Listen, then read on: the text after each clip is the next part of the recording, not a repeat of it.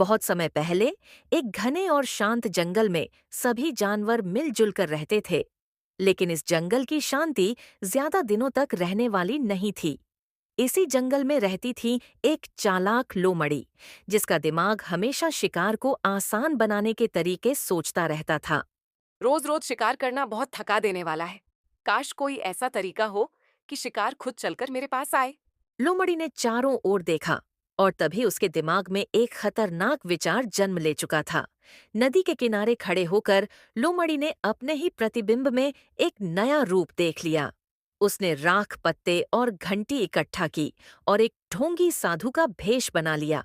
अब जंगल में एक नई पहचान जन्म ले चुकी थी, संत माता लोमड़ी। मैं संसार के मोह से मुक्त हो चुकी हूँ। अब मेरा उद्देश्य केवल इस जंगल का कल्याण है। पेड़ पर बैठा बंदर ये सब ध्यान से देख रहा था। आप कौन है माता जी? मैं तुम्हें भय से मुक्त करने आई हूँ वत्स। धीरे धीरे खबर पूरे जंगल में फैल गई और जानवर संत माता के पास आने लगे। माता जी, मेरे भाई को बहुत डर लगता है। कृपा कुछ कीजिए। ये पत्ता उसे खिला दो, सब ठीक हो जाएगा। संयोग से खरगोश ठीक हो गया और अंधविश्वास और गहरा हो गया। लेकिन दूर खड़ा ऊंट सब कुछ चुपचाप देख रहा था। कुछ तो गड़बड़ है। इतनी सिद्ध और फिर भी रात को गायब। दिन में प्रवचन और रात में रहस्य, ऊंट का शक गहराता गया। डर ही सबसे बड़ा शत्रु है वत्स। शाम ढलते ढलते जंगल में सन्नाटा छा गया। रात होते ही संत माता की आंखें खुलीं और वही संत माता अब असली लोमड़ी बन चुकी थी। अंधेरे में वह चुपके चुपके जंगल में आगे बढ़ी। आज सच्चाई सामने आएगी। लोमड़ी की नजर एक हिरण पर पड़ी। पल भर में हमला हुआ और जंगल की शांति टूट गई।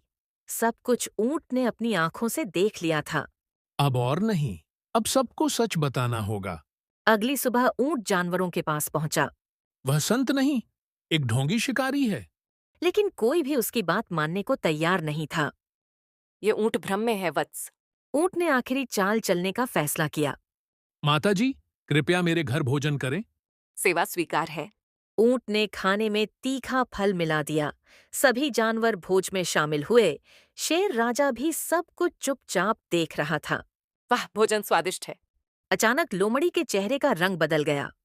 ये मांस इतना तीखा क्यों है? बस यही उसकी असली पहचान सामने आ गई। तो यही है तुम्हारी सच्चाई। मुझे माफ कर दीजिए महाराज। ढोंग की सजा माफी नहीं होती। लोमड़ी को जंगल से बाहर निकाल दिया गया। सभी जानवरों को अपनी गलती का एहसास हुआ और तभी जंगल ने एक सबक सीखा। मीठी बातों से नहीं, सच की जांच से विश्वास किया जाता है।